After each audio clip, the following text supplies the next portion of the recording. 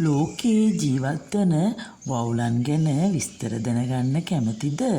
එහෙමනම් අපි අද වවුලන් ගැන විස්තර ටිකක් දැනගමු. වවුලා කියන්නේ ක්ෂීරපායි සතෙක්. පියාසර කිරීමට සැබෑ හැකියාව ඇති එකම ක්ෂීරපායි සතුන් කාණ්ඩය වවුලන්ය. ලෝකයේ විවිධ පරිසරවල ජීවත් වන වවුලන් විශේෂ 1400කට අධික ප්‍රමාණයක් ඉන්නවා. වවුලන්ගේ ප්‍රධාන ලක්ෂණ මොනවද කියලා අපි දැන් කතා කරමු. ශරීරය ලොම් වලින් ආවරණය වී ඇත. පියාපත් සෑදී ඇත්තේ දිගු ඇඟිලි අතර හා ශරීරය අතර ඇති සිහින් චර්ම පටලයකිනි. රාත්‍රියේදී වැඩිපුර ක්‍රියාශීලී වේ. බොහෝ වවුලන්ට අඳුරේ මාර්ගය සොයා ගැනීමට ප්‍රතිධ්වනි හඳුනා ගැනීම භාවිතා කළ හැක.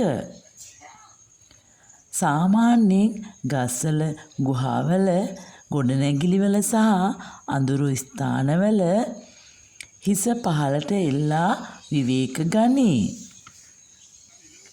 විශේෂ අණුව ප්‍රමාණය ඉතා වෙනස් වේ. කුඩා වවුලන්ගේ සිට විශාල ෆ්ලයින් ෆොක්ස් වර්ග දක්වා ඇත. ආහාර මොනවද කියලා අපි බලමු. වවුලන්ගේ ආහාර විශේෂ අණුව වෙනස් වේ. පළතුරු, මල්පැණි, පරාග කෘමීන්, කුඩා සතුන්, ඇතැම් විශේෂ රුධිරය. බොහෝ වවුලන් විශේෂ කෘමීන් ආහාරයට ගන්නා බැවින් කෘමී පාලනයට ඉතා වැදගත් වේ.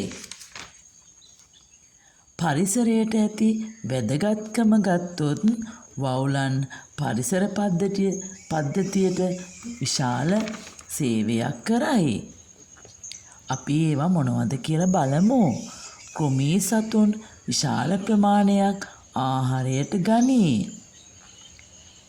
මල් පරාගණයට උපකාර කරයි. පළතුරු බීජ විවිධ ස්ථානවලට ගෙන යයි.